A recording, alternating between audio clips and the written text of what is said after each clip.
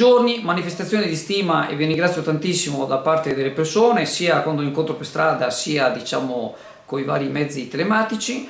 I ringraziamenti sono per il lavoro che facciamo di informazione, vi ringrazio veramente tanto. Se volete sostenerci in maniera ancora più puntuale, vi ricordo che è molto importante per noi l'iscrizione al canale. Come potete vedere dalle immagini, basta cliccare sulla campanellina, ed è importante anche il like o l'unlike, quello di YouTube, perché fa alzare l'algoritmo e ci fa aumentare la penetrazione del nostro canale. Quindi vi ringrazio, ciao e buona continuazione di settimana. Ieri sera, attorno alle ore 21:30, uno scooter scarabeo di colore blu è stato rubato sotto uno dei portici in Calle Piccelli a Chioggia. Questa mattina il suo proprietario, comprensibilmente arrabbiato oltre che mortificato, si è recato alla caserma dei carabinieri in lungomare Adriatico a Sottomarina per la denuncia formale dell'accaduto, nella speranza di riuscire di nuovo a mettere legittimamente le mani sul suo veicolo. La targa del mezzo, per chi dovesse averlo visto, è X7F7R5.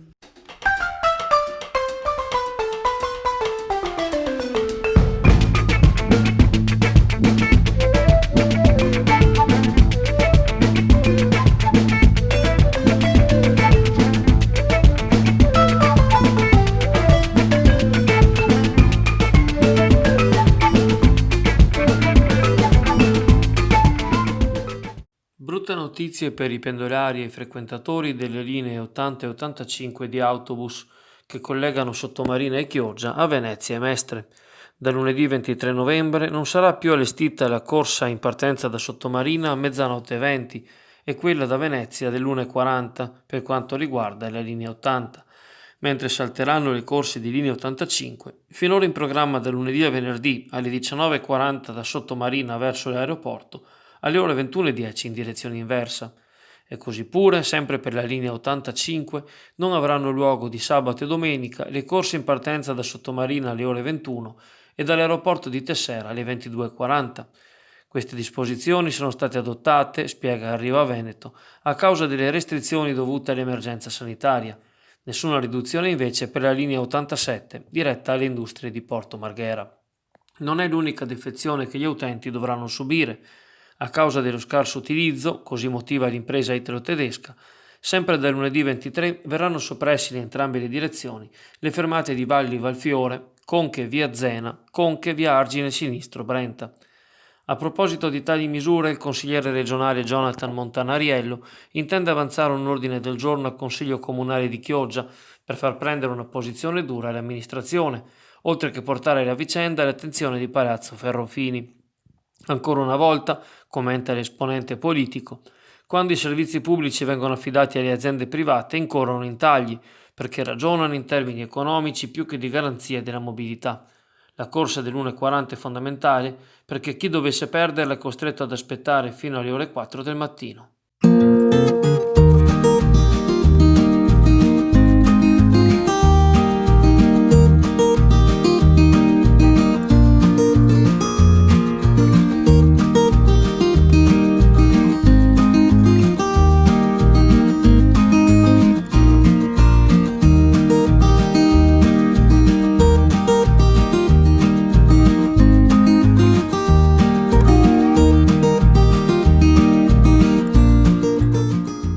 Attraverso un post nella propria pagina Facebook ieri pomeriggio, il sindaco di Cavarzere Henry Tommasi ha informato la popolazione della propria positività al coronavirus. Tommasi, che è del tutto asintomatico, sta comunque svolgendo da casa la normale attività amministrativa. Assieme a lui sono positivi anche la moglie e il figlio, entrambi con pochi sintomi, e il suocero ricoverato all'ospedale. Il primo cittadino di Cavarzere è in stato di isolamento volontario già dalla scorsa settimana, prima ancora di effettuare i tamponi che hanno confermato la positività. All'ultimo rilievo, risalente a mercoledì 18, Cavarzere contava 63 persone positive, di cui 8 ricoverate, età media 73 anni, mentre 27 gli isolati a domicilio per essere entrati in contatto con pazienti positivi. Purtroppo nel paese anche 2 decessi, raddoppiando quelli avuti in primavera.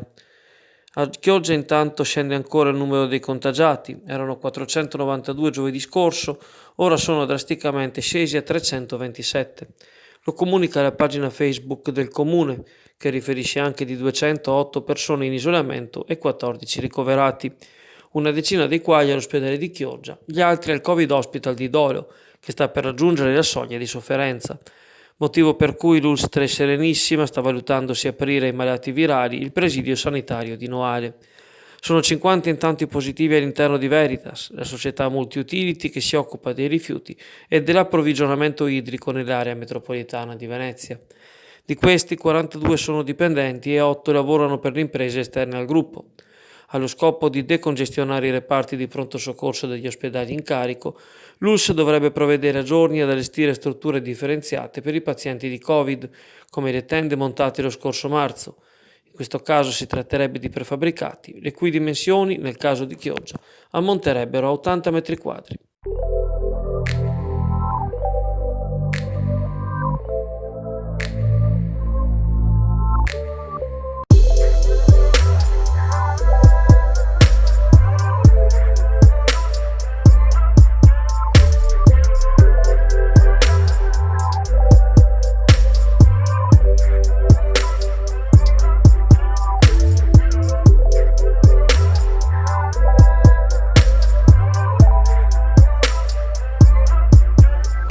Allora, passavo qua per il bellissimo negozio che c'è della Fish and Beer, che oltre ad avere veramente prodotti di altissima qualità, c'ha anche cose sempre nuove. Io mi sono veramente stupito di questo sale marino. Siccome sapete che noi vecchietti dobbiamo stare attenti all'alimentazione, e questo è un sale iposodico, 75% di sodio in meno, ed è liquido, quindi comodissimo. E quindi per noi che di una certa età dobbiamo stare attenti all'ipertensione, ve lo consiglio, e poi potete svariare con veramente tantissimi articoli, uno meglio dell'altro.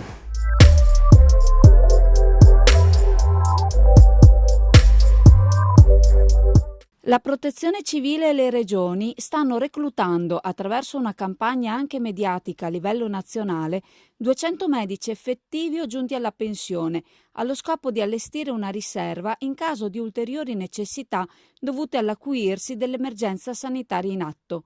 Entro le ore 20 di lunedì 23 novembre, infatti, è possibile per i dottori che non stanno esercitando e per quelli ormai in quiescenza aderire alla chiamata attraverso la compilazione di un form all'indirizzo medicipercovid.protezionecivile.it. Per tutti è prevista un'indennità giornaliera e il rimborso del vitto, dell'alloggio e del viaggio verso la struttura di destinazione.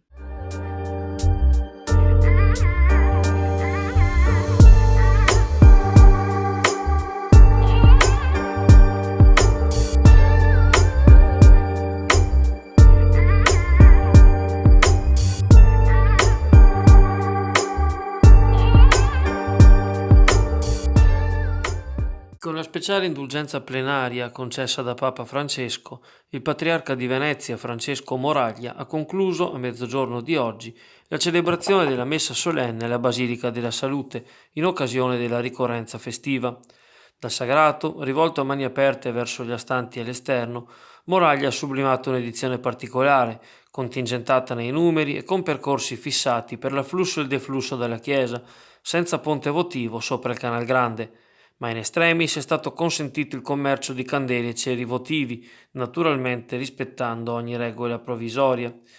Centinaia comunque i veneziani che non hanno voluto mancare all'appuntamento con la fede e la tradizione, altrettanti coloro che sono previsti visitare la chiesa nel pomeriggio, senza contare le numerose celebrazioni sparse lungo tutta la città storica e le sedi patriarcali.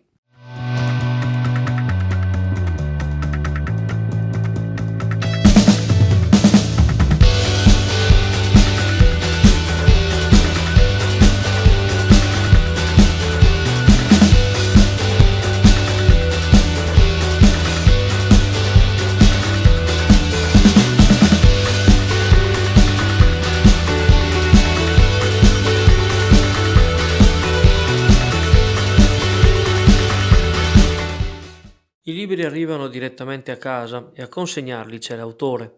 È l'iniziativa organizzata dal libraio della Toletta Giovanni Pelizzato e dallo scrittore Tiziano Scarpa in occasione della nuova edizione, rivista e aggiornata, del suo bestseller Venezia è un pesce. Nel giorno della festa della salute, 25 fortunati lettori della Città d'Acqua si sono visti o si vedranno recapitare a casa il volume, debitamente autografato, proprio dalle mani dello scrittore veneziano.